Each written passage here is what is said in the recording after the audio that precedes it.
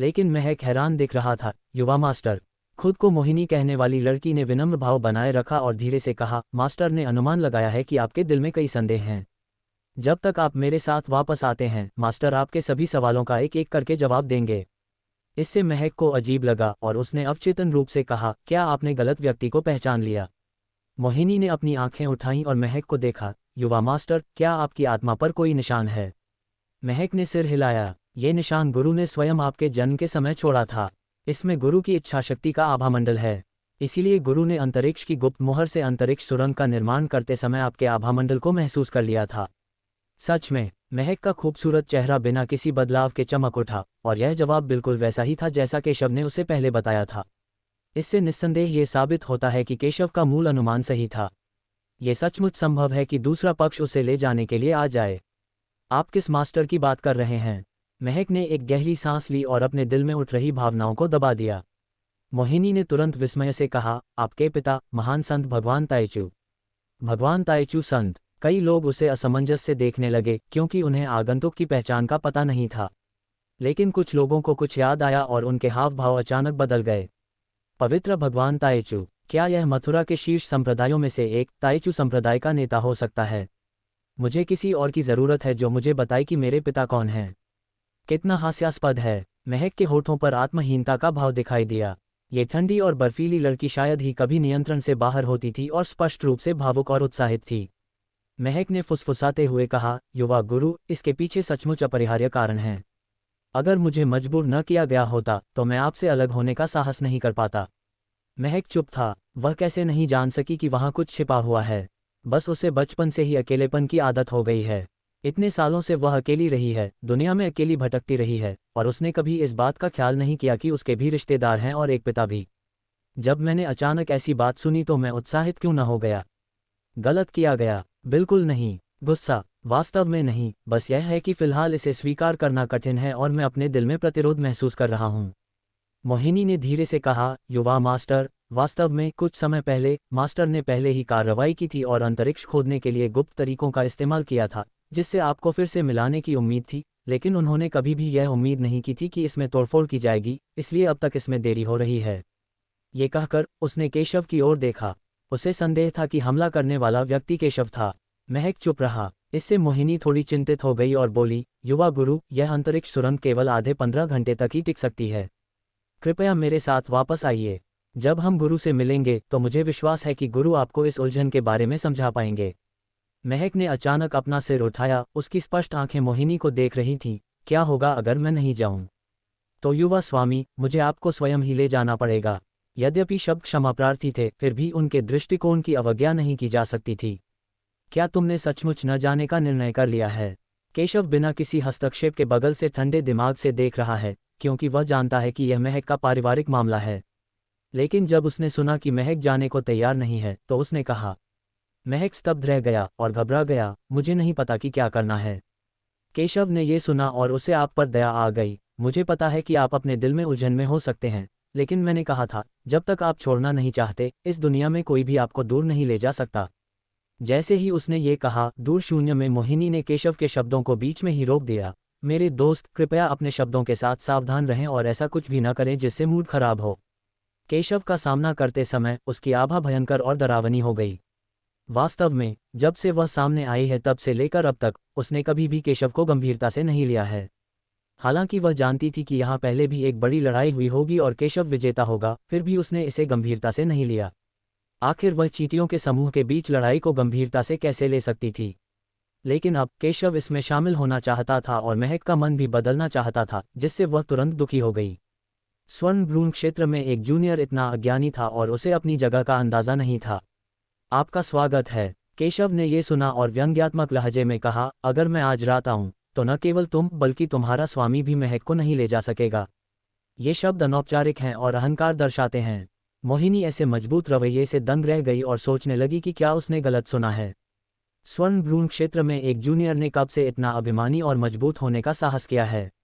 आपको यह अवश्य पता होना चाहिए कि उसकी पहचान और पृष्ठभूमि का उल्लेख करने की बात तो दूर, केवल उसकी साधना ही डोंगजोऊ में अनगिनत शक्तिशाली लोगों को उसकी ओर देखने और उसका सम्मान करने के लिए पर्याप्त है।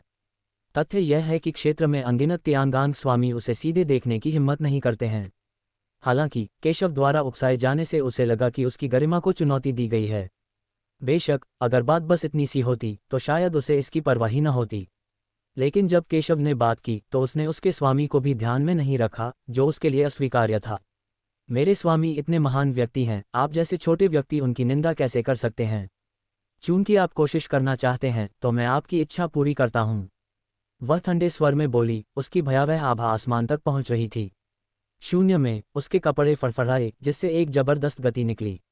यद्यपि उसकी उपस्थिति अत्यंत उत्कृष्ट है, लेकिन वह जो भयंकर आभा बिखेरती है वह लोगों को सीधे उसकी ओर देखने की हिम्मत नहीं देती है। शक्तिशाली पुरुषों के हाव भाव एकदम बदल गए। यह एक शक्तिशाली संत मार्शल मास्टर था। यदि वह व्यक्तिगत रूप से कार्रवाई करते हैं तो उन्हें पूरे महाद्वीप में एक मजबूत व्यक्ति माना जाएगा, महान क्यूई राजवंश के पिछले पूर्वज से भी अधिक भयानक। आखिरकार हालांकि उसने सेंट मार्शल दायरे को तोड़ दिया था, वह केवल मथुरा में एक सेंट मार्शल दायरे का विशेषज्ञ था और जो पहले यहां दिखाई दिया था वह सिर्फ एक क्लोन था। दूसरी ओर मोहिनी का जन्म मथुरा में हुआ था। उसने छोटी सी उम्र में ही संत मार्शल क्षेत्र में प्रवेश कर लिया था। उसकी प्रतिभा और शक्ति दोनों ही प्रभावशाली थे। महान क्यू राजवंश के पूर्वज भी मोहिनी पर विजय प्राप्त नहीं कर पाते। आखिरकार युवा और मजबूत लोग मजबूत लोगों से बेहतर हैं। हालांकि जब उन्होंने सुना कि मोहिनी केशव के साथ प्रतिस्पर्धा करने जा रहा है तो वे चौंक गए और उनकी आंखें थोड़ी अजीब हो गईं। जाहिर है लड़की ने अवचेतन रूप से केशव को गंभीरता से नहीं लिया। शून्य में मोहिनी ने महक को देखा। युवा गुरु, इस लड़के ने गुरु की निंदा की है और इसे सबक सिखाया जाना चाहिए। लेकिन चिंता मत करो, मैं सही समय पर रुक जाऊंगा और उसे केवल थोड़ा दर्द दूंगा। मैं तुम्हें चोट नहीं पहुंचाऊंगा मेरे दोस्त। हालांकि वह केशव को सबक सिखाना चाहती थी, लेकिन वह मूर्ख नहीं थी और समझती थी कि केशव और महक के बीच का रिश्ता सरल नहीं था। अगर केशव को चोट लगी है तो महक निश्चित रूप से क्रोधित होगा और फिर महक के लिए छोड़ना और भी असंभव हो जाएगा। यह स्वाभाविक रूप से कुछ ऐसा था जिसे वह नहीं देखना चाहती थी। इसलिए मैंने पहले ही बोल दिया और अपना इरादा स्पष्ट कर दिया।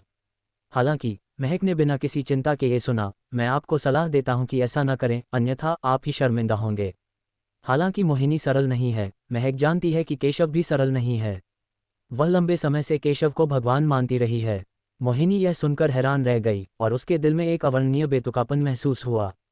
क्या महक को लगा होगा कि स्वर्ण भ्रूण क्षेत्र में वह किसी जूनियर से कम नहीं है? मोहिनी को अपनी ताकत पर पूरा भरोसा और गर्व है, क्योंकि उसने कम उम्र में ही पवित्र मार्शल क्षेत्र को तोड़ दिया है। पूरे मथुरा और मुख्य भूमि को देखते हुए भी उसे सर्वोच्च प्रतिभा माना जा सकता है। युवा गुरु, आप शायद यह नहीं जानते, हालांकि मैं आपके साथ 10 साल से भी कम समय से हूं। मेरी तलवारबाजी पहले ही चरम पर पहुंच चुकी है। पूरे पवित्र मार्शल क्षेत्र में भी मैं किसी से नहीं डरता। मैं इस अवसर का उपयोग करके आपको ये दिखाना चाहता हूँ। मोहिनी अपनी मजबूत ताकत दिखाना चाहती थी, केशव को ये बताना चाहती थी कि वह और वह एक ही दुनिया में नहीं थे, और उसे चतुराई से महक को छोड़ने देना चाहती थी। आवाज अभी भी गूंज रही थी। उसने अपनी आंखों के पास तलवार की मूठ पकड़ी और तलवार बाहर खींच ली।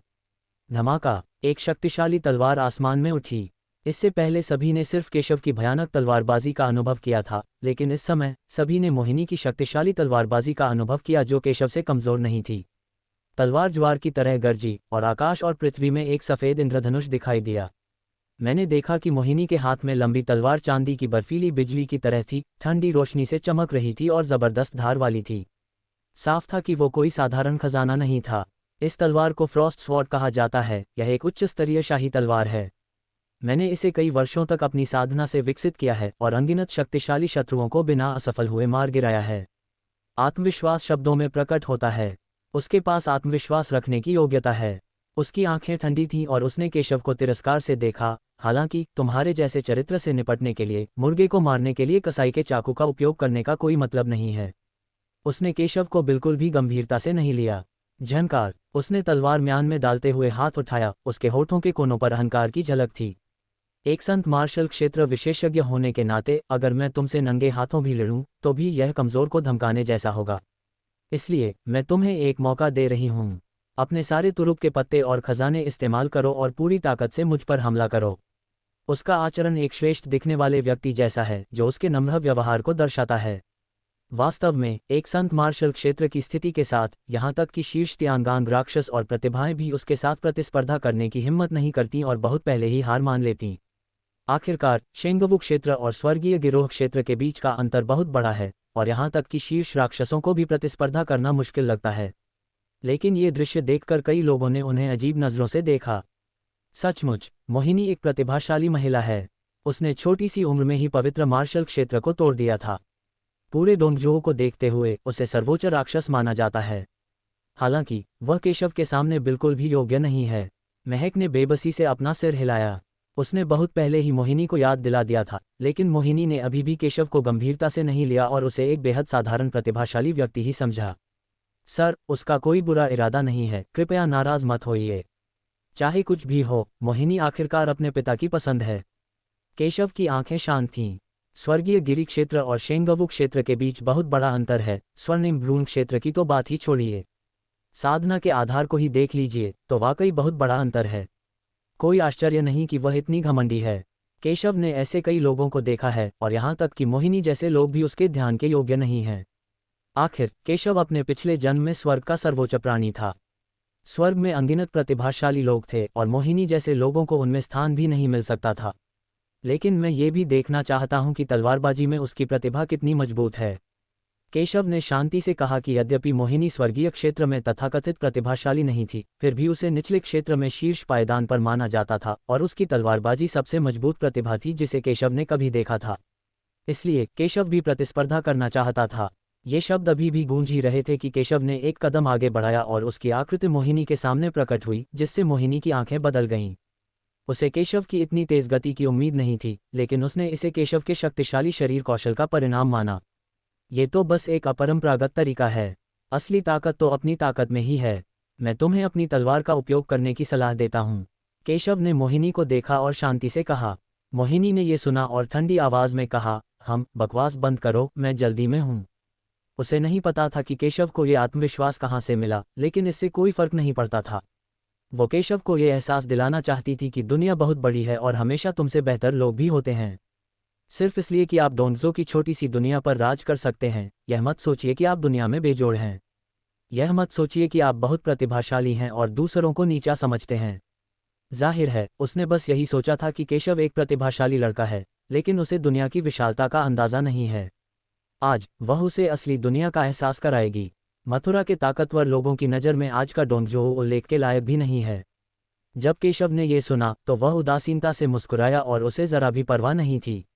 उसने अपना दाहिना हाथ बढ़ाया, अपनी उंगली को तलवार में बदल दिया और मोहिनी को मार डाला।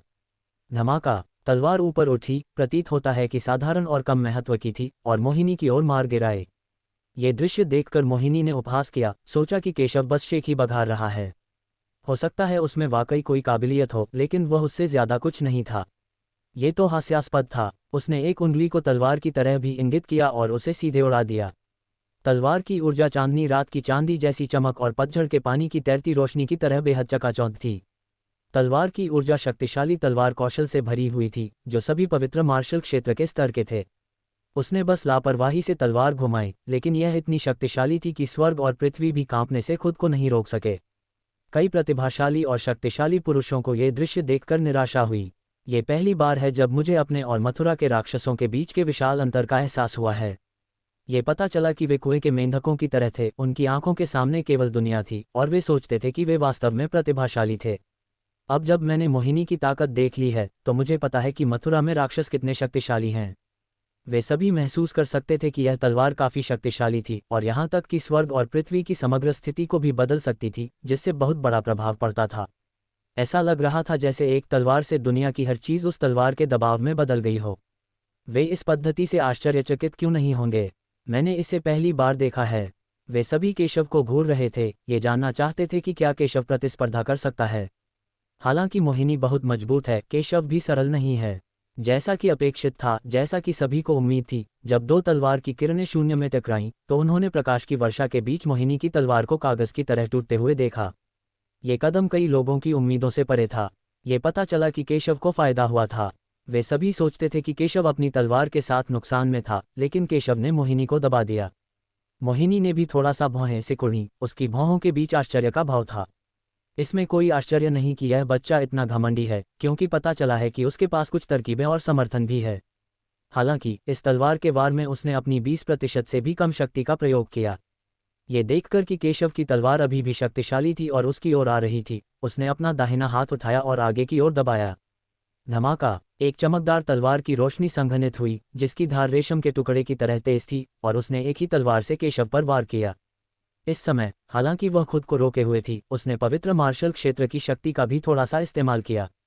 जाहिर है, उसका पिछला हमला केशव ने नाकाम कर दिया था, जिससे वह थोड़ी दुखी हुई और उसने केशव को सबक सिखाने की योजना बनाई। ये हमला तियांगंग राक्षस सहित किसी भी तियांगंग बलवान को दबाने के लिए पर्याप्त है।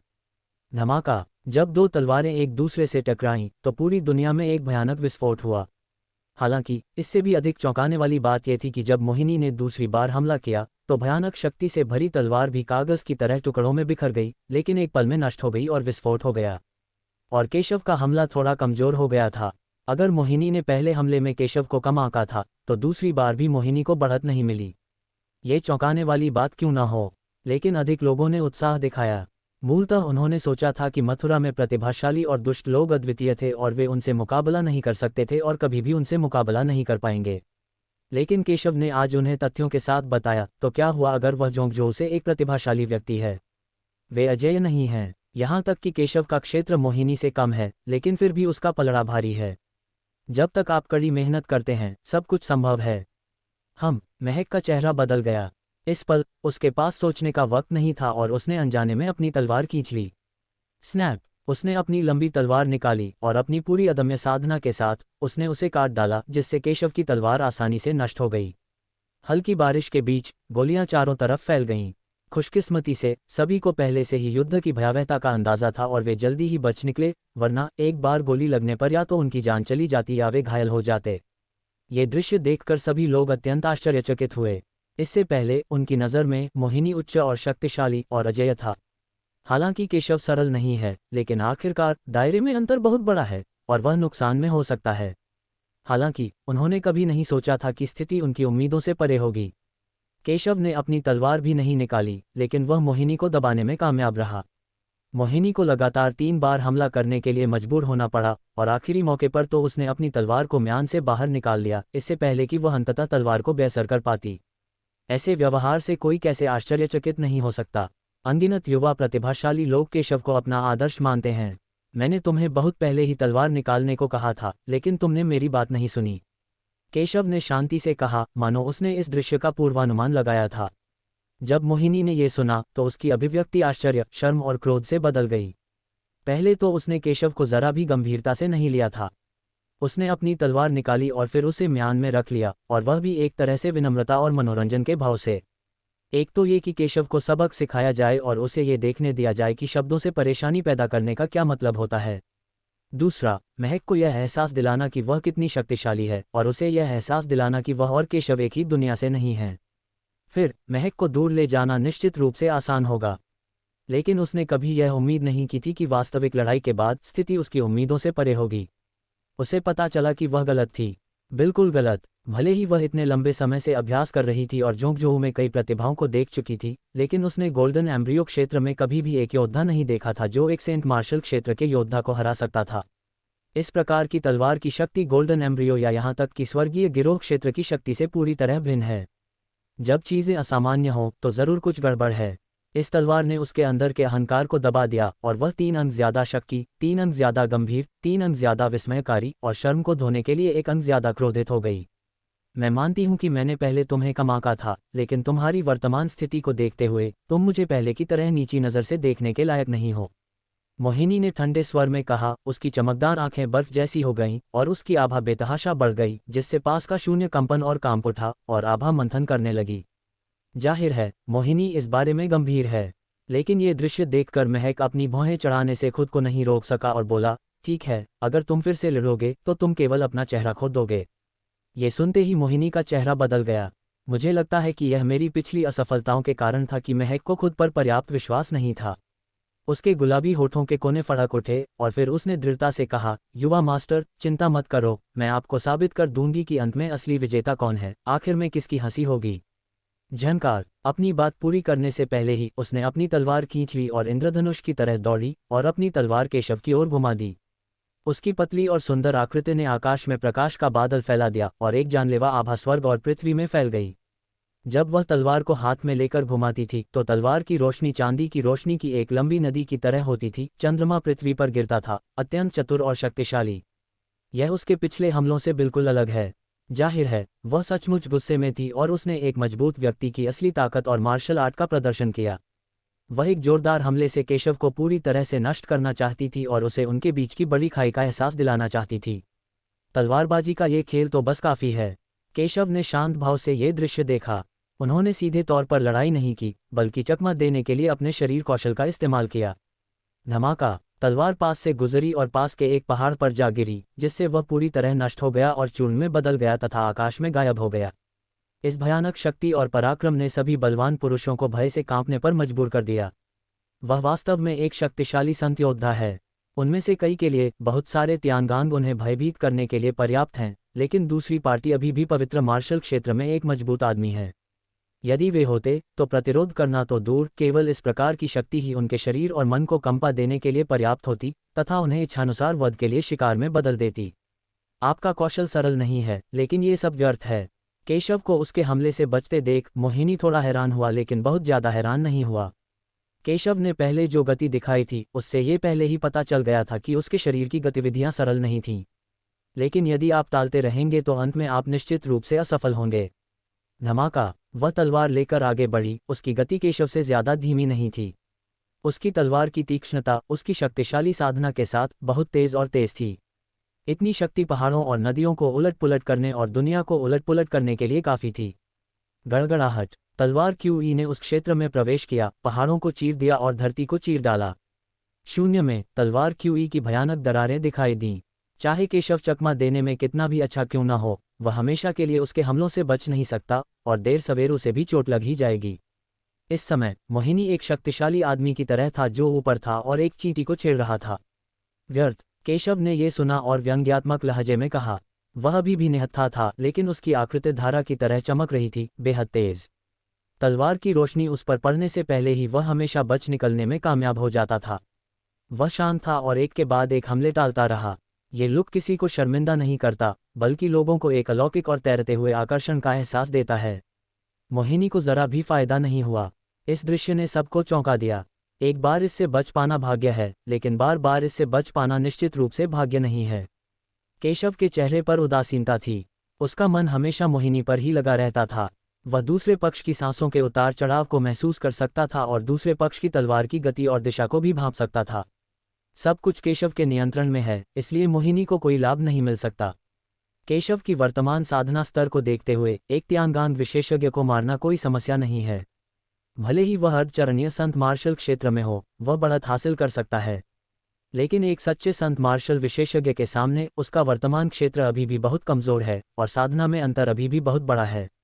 अगर वो अपने सारे तुरुप के पत्ते खोल देता तो केशव मोहिनी को हरा सकता था, लेकिन इसके लिए उसे अपने कई तुरुप के पत्ते खोलने पड़ते और उसकी कीमत चुकानी पड़ती।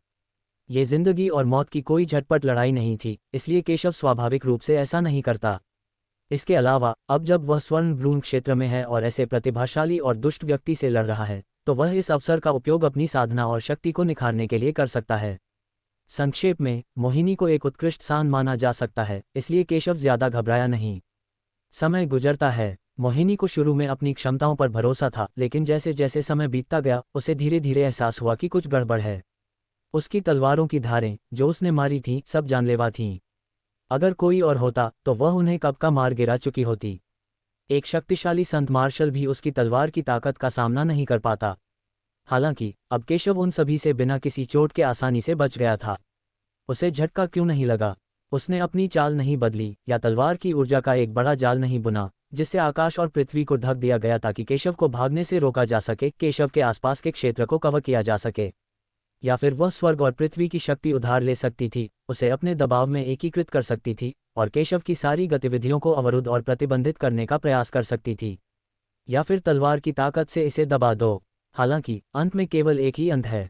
केशव में सब कुछ पहले से ही भांप लेने की क्षमता है। वह हमेशा जाल से छूटी मछली की तरह होता है और हमेशा एक भविष्यवक्ता की तरह आशा की एक किरण ढूंढ लेता है, उसकी एक के बाद एक घातक चालों से बचता हुआ। इससे उसे झटका क्यों न लगा?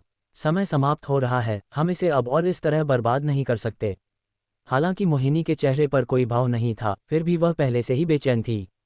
अंतरिक्ष सुरंग सिर्फ आधे मिनट तक ही चल सकती थी और अब और नहीं रुक सकती थी। उठना। एक ठंडी चीख के साथ उसने अपने हाथ में पकड़ी लंबी तलवार को शून्य में लगातार 30 बार से अधिक बार मारा।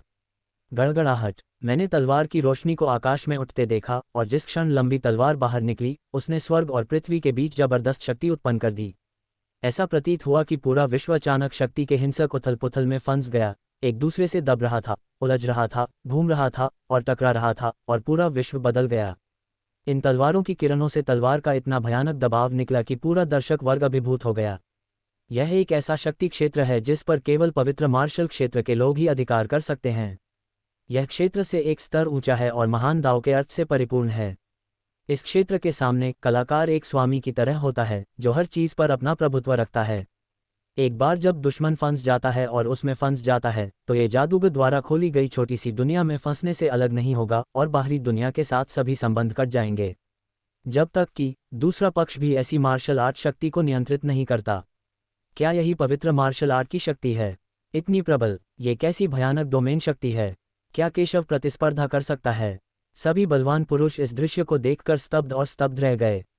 पवित्र मार्शल क्षेत्र के एक शक्तिशाली व्यक्ति से जैसी अपेक्षा की जाती है उसके तरीके कठोर और अथाह थे। उन सभी को लग रहा था कि उनके पास उससे मुकाबला करने का कोई रास्ता नहीं है। बेटे, देखते हैं तुम इससे कैसे बच सकते हो। मोहिनी की आंखों में ठंडक की एक झलक दिखाई दी और जैसे ही उसने अपने हाथ में तलवार घुमाई, धमाका हुआ। संपूर्ण स्वर्ग और पृथ्वी द्वारा निर्मित डोमेन की शक्ति ने इस समय केशव को दबा दिया। उनके पास पीछे हटने का कोई रास्ता नहीं बचा था। चारों ओर लंबी तलवारें थीं जो पूरे आकाश और पृथ्वी को ढक रही थीं। आप दूर से भी निराशा और लाचारी महसूस कर सकते हैं। जियान यू के पास कुछ कौशल हैं, लेकिन केशव को थोड़ा आश्चर्य हुआ जब उसने मोहिनी द्वारा प्रदर्शित तरीकों को देखा, लेकिन उसने जल्दी ही अपना धैर्य वापस पा लिया।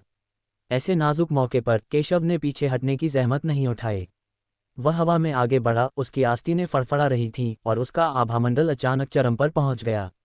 उसने किंगशुआन को अपने हाथ में लिया और अपनी तलवार से वार कर दिया। धमाका। मोहिनी की तलवार की शक्ति के सामने उसकी लंबी तलवार कमजोर थी। कई लोग तो ये जानने को भी उत्सुक थे कि केशव ऐसा क्यों कर सकता है। जाहिर था कि उनकी शक्तियां एक जैसी नहीं थीं। केशव एक लापरवाह व्यक्ति नहीं है। वे सभी हैरान और उत्सुक थे, ये जानना चाहते थे कि केशव इस गतिरोध को कैसे तोड़ेगा और उनके सामने मौजूद तलवार के भारी क्षेत्र को कैसे हल करेगा। आखिरकार इस स्तर की लड़ाई में अगर आप हार जाते हैं तो आप निश्चित रूप से मर जाएंगे। हालांकि केशव के पास महक है, प्रतिद्वंद्वी उसे मार तो नहीं सकता, लेकिन वह गंभीर रूप से घायल भी हो सकता है। हालांकि जब उन्होंने अंत देखा तो वे सभी हैरान रह गए। नंगी आंखों से देखा जा सकता था कि तलवार की रोशनी बाहर की ओर निकल रही थी, ठीक वैसे ही जैसे कोई कसाई बैल को काट रहा हो, तलवार के सबसे कमजोर हिस्से में एक कोना छेनी से काट रहा हो और तलवार के क्षेत्र में घुस रहा हो। हर कोई दंग रह गया जब उन्होंने तलवार के क्षेत्र को हिंसक रूप से हिलते और फिर फटते देखा। संपूर्ण विश्व को आवृत करने वाला तलवार का क्षेत्र इस समय हिंसक रूप से हिल रहा था और चांदनी, जो एक धार की तरह विशाल थी, उबल रही थी और अशांत थी, स्पष्ट रूप से प्रभावित थी। एक तलवार उसके क्षेत्र को कमजोर कर रही है। इस शक्तिशाली दृश्य ने मोहिनी के चेहरे को अचानक बदल दिया और उसकी आंखों में अविश्वास दिखाई दिया। इस तलवार की शक्ति इतनी भयानक नहीं है, लेकिन वास्तव में भयानक बात यह थी कि केशव ने एक पल में ही उसकी तलवार के क्षेत्र में खामियों और कमजोरियों को भांप लिया और एक पल में ही कमजोर स्थानों का पता लगा लिया। यह एक चौंकाने वाली तस्वीर है। इससे पहले केशव तलवार के दायरे में था, मानो तूफान के मुहाने पर खड़ा हो। उसकी स्थिति इतनी खतरनाक थी कि लोग कांप उठते थे। सबको लगता था कि वह बच नहीं पाएगा और जरूर मर जाएगा। हालांकि कौन सोच सकता था कि पलक झपकते ही प्रचंड लहरें और जानलेवा हमले सब खत्म हो जाएंगे। सिर्फ एक चाल से उसने मोहिनी की घातक चाल को नष्ट कर दिया। मोहिनी व्याकुल था और उसे विश्वास नहीं हो रहा था। इससे पहले उसने दावा किया था कि वह जोंगजोऊ का गौरव है, एक अभिमानी आचरण, अद्वितीय लालित्य और एक भयंकर आभा के साथ जो स्वर्ग, पृथ्वी और पहाड़ों और नदियों में व्याप्त है। लेकिन इस वक्त उसे मानो तूफान जैसा कोई जोरदार झटका लगा हो। वह स्तब्ध सी खड़ी थी, उसका सुंदर चेहरा पीला पड़ गया था और वह स्तब्ध थी। एक सुनहरा भ्रूण वाला युवक इतना दुष्ट कैसे हो सकता है? यह इतना शक्तिशाली क्यों है? उन्होंने अपने क्षेत्र में हुए सभी परिवर्तनों और रहस्यों के बारे में जानकारी कैसे प्राप्त की? जब वह पहले भी मेरी तलवार के हमलों से बच जाता था तो वह बार बार उनसे कैसे बचता था? क्या सचमुच एक युवा स्वर्ण भ्रूण में इतनी शक्ति हो सकती है? इससे पहले उसने इन बातों को दिल पर नहीं लिया था, लेकिन इस समय ये सभी संदेह अदृश्य तंतुओं की तरह उसके दिल में उमड़ पड़े और उसके मन को विचलित कर दिया। शक्तिशाली और प्रतिभाशाली दर्शकों की भीड़ इस दृश्य को समान रूप से हैरान और अविश्वास से देख रही थी। भले ही उन्होंने पहले केशव की अजेय लड़ाई शैली देखी थी, लेकिन उन्हें उम्मीद नहीं थी कि केशव अभी भी जोंकझोल से दुष्ट प्रतिभा को दबा सकता है। तुम्हें पता है, केशव ने पहले जितने भी शक्तिशाली लोगों को हराया था, वे पवित्र मार्शल क्षेत्र को भेद नहीं पाए। हालांकि अब पवित्र मार्शल के ये शक्तिशाली लोग केशव के सामने कुछ भी नहीं हैं। तलवार डोमेन का इस तरह से उपयोग नहीं किया जाता है। केशव ने मोहिनी को उदासीनता से देखा और शांति से कहा। इतने हल्के वाक्य से मोहिनी का नाजुक शरीर कांप उठा। अगर पहले ऐसा होता तो वह केशव की बातों को गंभीरता से नहीं लेती, लेकिन अब केशव ने उसकी तलवार की दुनिया को तबाह कर दिया है। तथ्य उसके सामने हैं, इसलिए स्वाभाविक रूप से ऐसा कहना उसके लिए उचित है। लेकिन उसके दिल में अभी भी एक अवर्णनीय शर्मिंदगी उमड़ रही थी। तलवार के क्षेत्र का उपयोग कैसे किया जाता है, मुझे तुम्हें सिखाने की जरूरत नहीं है। उनके शब्दों में निराशा झलक रही थी। केशव मुस्कुराया और बोला, एक तलवार साधक के रूप में तुम्हें जीतने के साथ साथ हारने में भी सक्षम होना चाहिए। तुम्हारे चरित्र के साथ तुम इस योग्य नहीं हो कि मैं तुम्हें सिखा सकूं। यहाँ तक कि अगर केशव पढ़ाना चाहता है तो यह व्यक्ति पर निर्भर करता है। ये सुनकर मोहिनी शर्म और गुस्से से भर गई और केशव को मारने के लिए फिर से अपना तुरुप का पत्ता इस्तेमाल करने ही वाली थी कि तभी आसमान के ऊपर अंतरिक्ष सुरंग जोर से कांप उठी और अंतरिक्ष में उतार चढ़ाव की लहरें उठने लगीं। तभी उसमें से एक आवाज़ आई, मोहिनी तुम हार गए। ऐसा सादा वाक्य महान महिमा प्रकट करता है, जैसे ताओ की ध्वनि स्वर्ग और पृथ्वी के बीच तैर रही हो। जब शक्तिशाली और प्रतिभाशाली दर्शकों ने ये सुना तो उन्हें एक ऐसी शक्ति का एहसास हुआ जो सीधे उनके दिल और दिमाग में उतर गई, जिससे उनमें समर्पण करने की इच्छा पैदा हुई। यह एक सच्चे मजबूत व्यक्ति की ताकत है। हालांकि उन्होंने कई ताकतवर लोग देखे हैं, लेकिन कोई भी उसकी बराबरी नहीं कर सकता। यह शायद मोहिनी का मालिक है, मथुरा का असली ताकतवर आदमी। उसकी ताकत अथाह है, कोई नहीं जानता कि वह कितना ताकतवर है। वे केवल इस बात के लिए आभारी हो सकते हैं कि यह बल उन पर निर्देशित नहीं है। अन्यथा दूसरे पक्ष का एक शब्द ही उन्हें आत्मसमर्पण करने और घुटने टेकने के लिए पर्याप्त होगा। सबने चिंता से केशव को देखा।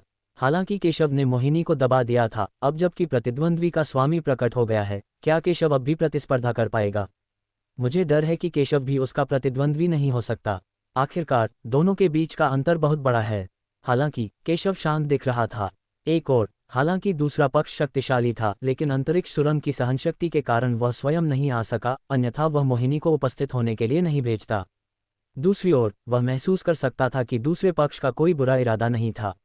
बेशक सबसे अहम वजह यह है कि केशव कभी स्वर्ग का सर्वोच्च शासक था। हालांकि दूसरे पक्ष को मथुरा में एक शीर्ष स्तरीय शक्ति माना जा सकता था, केशव ने उसे गंभीरता से नहीं लिया।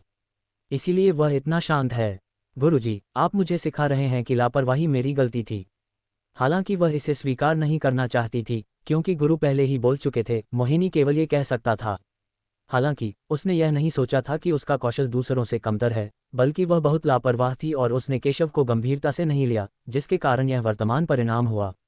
नहीं, चाहे आप कितने भी सावधान रहें, आप इस युवक का मुकाबला नहीं कर सकते। ये राजसी आवाज फिर से गूंजी और शब्दों ने सभी को आश्चर्यचकित और अविश्वसनीय बना दिया। ये शब्द सुनकर मोहिनी का नाजुक शरीर कांप उठा और वह स्तब्ध सी खड़ी रही। उसके मालिक केशव को इतना महत्व क्यों देते थे? वह कैसे संभव है? धन्यवाद युवा मित्र, दया दिखाने के लिए। आवाज फिर गूंजी, मानो किसी जादुई शक्ति से जिसने दुनिया को गंभीर और सभी चीजों को शांत कर दिया हो। हालांकि सभी को आश्चर्य हुआ कि इस आवाज के मालिक ने केशव को डांटा नहीं, बल्कि केशव का आभारी था। दोनों जगहों को जोड़ने वाली अंतरिक्ष सुरंग के जरिए तुम नहीं देख सकते कि यहाँ क्या हो रहा है। तुम्हें कैसे पता कि मैंने दया दिखाए? पिछली बार मेरी स्थानिक गुप्त मुहर को नष्ट करने के लिए जिस विधि का प्रयोग किया गया था, वह मेरे साथी ताओवादी ने की थी। मैं उसे कैसे भूल सकता हूँ? इस समय मोहिनी को अपनी पीठ पर ठंडक महसूस हुई। पहले उसे केवल यही संदेह था कि अंतरिक्ष चिन्ह का विनाश केशव से संबंधित था, लेकिन उसने यह उम्मीद नहीं की थी कि यह केशव ही था जिसने इसे नष्ट किया था। यदि ऐसा है तो वह समझ जाएगी। जो व्यक्ति अपने स्वामी द्वारा स्थापित स्थानिक छाप को स्वयं नष्ट कर सकता है, वह साधारण व्यक्ति कैसे हो सकता है? इस आदमी के पास कितनी भयानक शक्ति है। केशव के साथ अपनी पिछली लड़ाई के विवरण के बारे में सोचते हुए जितना अधिक वह इसके बारे में सोचती, उतना ही वह भयभीत हो जाती। यह आदमी कौन है? डोंगजोऊ में ऐसे राक्षस हैं। बच्चे, मैं समझता हूं कि आज जो हुआ उसे तुम स्वीकार नहीं कर पाओगे, लेकिन मैं केवल यही आशा करता हूं कि तुम मुझे एक मौका दोगे और मैं भी तुम्हें एक मौका दूंगा, ताकि मैं तुम्हें बता सकूं कि उस समय क्या हुआ था। वह भव्य आवाज फिर सुनाई दी, लेकिन निशाना अलग था। आवाज धीमी और कर्कश हो गई और उसमें अपराध बोध और माफी का गहरा भाव था। तब तक प्रतीक्षा करो जब तक तुम्हें यह पता न चल जाए कि तुम मुझे माफ कर दोगे या स्वीकार कर लोगे, तुम मथुरा में रहना चाहते हो या वापस लौटना चाहते हो, चुनाव तुम्हारे हाथ में है, ये सब तुम पर निर्भर है। कई ताकतवर लोग हैरान रह गए। उन्हें उम्मीद नहीं थी कि इतना ताकतवर और श्रेष्ठ व्यक्ति महक के सामने इतना विनम्र होगा। सब समझ गए कि जरूर कुछ हुआ होगा। केशव ने यह दृश्य शांति से देखा और चुप रहा। यह महक का निजी मामला था और सब कुछ महक ही तय करती थी। महक ने अपने लाल होठों को भींच लिया और स्तब्ध होकर चुप रही। हर कोई देख सकता था कि वह अंदर ही अंदर झिझक रही थी और संघर्ष कर रही थी। तुम्हारी माँ का देहांत जल्दी हो गया और मैं तुम्हें फिर से खोना नहीं चाहता। बच्चे, इसे बस मेरी विनती समझो, ठीक है? इस भव्य आवाज में वास्तव में विनती का भाव था। ये सुनकर सभी स्तब्ध रह गए। पवित्र प्रभु ताइचू कितने प्रतापी थे, लेकिन इस समय वे बस एक पिता थे जो कुछ गलत करने के लिए दोषी महसूस कर रहे थे। उन्होंने पहले ही गरिमा, शक्ति और अभिमान का अनादर कर दिया था और केवल अपनी बेटी की क्षमा पाने की आशा कर रहे थे। ये दृश्य देखकर केशव की आंखें थोड़ी सिकुड़ गईं, मानो उसे कुछ याद आ गया हो। कुछ मायनों में उसे और महक को एक जैसा ही अनुभव हुआ था। उसके असली मालिक ने उसकी मां को बचपन में ही छोड़ दिया था और जब वह अपनी मां को ढूंढने गया तो उसके पिता गायब हो गए। असली मालिक हमेशा जानना चाहता था कि क्या हुआ था और सच्चाई क्या है, और वह हमेशा से इसी में डूबा रहा था। अब महक भी वही सब अनुभव कर रहा है और उससे भी ज्यादा। आपको जल्द या बाद में इस तरह की चीज का सामना करना पड़ेगा, लेकिन आप जो भी निर्णय लेंगे मैं आपका समर्थन करूंगा। केशव ने कहा कि वह महक का समर्थन करेंगे। ये सुनते ही महक का नाजुक शरीर कांप उठा और फिर उसने एक गहरी सांस ली और केशव की ओर देखा। ठीक है गुरु, मैं आपको ढूंढने वापस आऊंगी। उसने फैसला कर लिया है। भागना कोई हल नहीं है। अच्छा अच्छा अच्छा, राजसी आवाज ने कई बार अच्छा कहा, अत्यंत उत्साहित दिखाई दे रही थी। मोहिनी के चेहरे पर भी उत्साह और खुशी साफ झलक रही थी। उसने झुककर कहा, युवा गुरु, मेरे पीछे आइए, जरा ठहरिए। केशव ने इस समय बात की। सब लोग हैरान होकर केशव की तरफ देखने लगे। क्या हो सकता है कि केशव अब भी उसे रोकना चाहता हो? वे सभी दुश्मन बनने के भयानक परिणामों को समझते थे, लेकिन वे सभी जानते थे कि केशव कितना भयानक था। अगर केशव उसे रोकना चाहता तो शायद दूसरा पक्ष महक को नहीं ले जा पाता। हालांकि केशव ने उसे नहीं रोका। उसने बस शांत निगाहों से महक को देखा। मुझे खून की एक बूंद दे दो। महक दंग रह गई, लेकिन हालांकि वह भ्रमित थी, फिर भी उसने ऐसा किया। उसने अपनी उंगली को काटा और चमकदार लाल रक्त की एक बूंद बाहर निकल आई। केशव ने एक जेड बोतल निकाली, खून की बूंद इकट्ठा की और कहा, इस खून की बूंद से भविष्य में तुम्हें ढूंढना मेरे लिए आसान हो जाएगा। महक को अचानक एहसास हुआ। केशव ने ताबीज का एक और टुकड़ा निकाला और उस पर रून उकेर दिए। उसने उस पर बेहद रहस्यमयी रून उकेर दिए। फिर उसने उस पर अपनी आभा छोड़ दी और उसे उसमें सील कर दिया। इस रून को पीछे छोड़ दो। यदि तुम्हें घातक खतरा हो तो इसे सक्रिय करने के लिए अपनी साधना का उपयोग करो। केशव ने महक को तावीज सौंपा। सर, आपका चेहरा। महक ने आश्चर्य से केशव को देखा। पलक झपकते ही केशव का सुंदर चेहरा पीला पड़ गया और उसकी भौहों के बीच बेकाबू थकान उभर आई। कोई बात नहीं, केशव ने लापरवाही से कहा। उसने महक के लिए ये ताबीज बनाने में अपनी बहुत अधिक ताकत लगा दी थी, जिसके कारण उसका चेहरा पीला पड़ गया था। अपनी वर्तमान ताकत के साथ उसके लिए एक शक्तिशाली ताबीज उकेरना अभी भी बहुत मुश्किल है। इसे लें, केशव बोला। ताबीज महक को सौंप दिया और शांति से कहा, भले ही मैं भविष्य में तुम्हारे साथ न रहूं, लेकिन तलवार के रास्ते पर चलने में ढिलाई मत बरतना। महक ने अपने जैद हाथ से ताबीज लिया, उसे कसकर पकड़ लिया और गुनगुनाया। उसका हृदय स्पष्टतः उतना शांत नहीं था जितना वह ऊपर से दिखाई देती थी। भविष्य में यदि आपके सामने कोई ऐसी समस्या आए जिसका समाधान आप नहीं कर सकते तो मुझे संदेश भेजें। जैसे ही मुझे पता चलेगा मैं यथाशीघ्र आपको जवाब दूंगा, केशव ने शांति से कहा। महक ने जवाब में सिर हिलाया, गहरी सांस ली और सिर हिलाया। एक पल के लिए हिचकिचाने के बाद उसने एक मटमैले रंग का हेयरपिन निकाला और केशव को दे दिया। सर, ये पहला हेयरपिन है जो मेरी सास ने मेरे लिए बचपन में खरीदा था। हालांकि यह कोई खजाना नहीं है, लेकिन मेरे लिए इसका एक खास मतलब है। क्या आप इसे मेरे लिए रख सकते हैं? लड़की ने केशव की ओर देखा, उसकी आंखें आशा से भरी थीं। ठीक है, केशव ने ये सुना, मुस्कुराया और खजाना ले लिया। शब्द सुनकर महक तुरंत राहत से मुस्कुराया। इस समय ये धूप में बर्फ और बर्फ पिघलने जैसा है। मुस्कुराहट सुंदर है और दुनिया ग्रहणग्रस्त है। मिस, हमें चलना चाहिए। ये देखकर महक थोड़ा घबरा गया। आसमान के नीचे सुरंग में भी अस्थिरता के संकेत दिखाई दे रहे थे। अगर वे नहीं निकले तो शायद वह ढह जाएगी। जाना, केशव ने शांति से कहा। महक ने अब और देरी नहीं की, आगे बढ़ा और मोहिनी के साथ आकाश के नीचे सुरंग में चला गया। आपकी मदद के लिए धन्यवाद मेरे दोस्त। अगर भविष्य में हमें फिर से मिलने का सौभाग्य मिला तो मैं, ली दाओरान, निश्चित रूप से आपका एहसान चुकाऊंगा। राजसी आवाज अभी भी गूंज रही थी और अंतरिक्ष सुरंग जो किसी द्वार की तरह थी जोर जोर से हिलने लगी। पलक झपकते ही वह प्रकाश की वर्षा में बदल गई और आकाश और धरती में विलीन हो गई। ताइचू पवित्र भगवान ली डोरान। केशव को ये नाम याद आया। दुनिया में पूर्ण शांति छा गई। आसपास के पहाड़ और नदियां पहले से ही पिछली लड़ाइयों के कारण छेदों से भर चुकी थीं और तबाह हो चुकी थीं। किसी को उम्मीद नहीं थी कि हालात इस तरह विकसित होंगे। शुरुआत में संप्रदाय बलों का एक समूह बड़ी गति के साथ आया और केशव से निपटना चाहता था, लेकिन उन्होंने यह उम्मीद नहीं की थी कि अंत में केशव अकेले सभी शक्तिशाली दुश्मनों को कुचल देगा। उन्हें उम्मीद नहीं थी कि महक, जो अंत में केशव के बगल में था, जोंगजोऊ से था और केशव वास्तव में जोंगजोऊ के उन शक्तिशाली पुरुषों के बराबर था जो पवित्र मार्शल क्षेत्र में पहुंच गए थे और अपने प्रतिद्वंद्वी को दबा दिया था। वे कैसे हैरान नहीं होते। मिस क्यानयू, अब जब आप चली गई हैं तो मुझे नहीं पता कि हम फिर कब मिलेंगे। रूपाली और अन्य लोगों ने कुछ अफसोस के साथ कहा। भविष्य में अवसर मिलेंगे, केशव ने शांति से कहा कि भले ही महक कभी वापस न आए, फिर भी वह भविष्य में जोंगजोऊ जाने पर उससे मिल सकेगा। खैर, अब जब लड़ाई खत्म हो गई है तो तुम्हारे और मेरे लिए अलग होने का समय आ गया है। केशव ने बाई झीक्सी, फरेहा और अन्य लोगों को देखा और कहा, युवा गुरु, आज आपकी मदद हमारे दिलों में याद रहेगी। लोमड़ी वंश और सौफूल संप्रदाय हमेशा आपके दोस्त रहेंगे। दीपिका ने केशव की ओर देखा और कृतज्ञतापूर्वक कहा।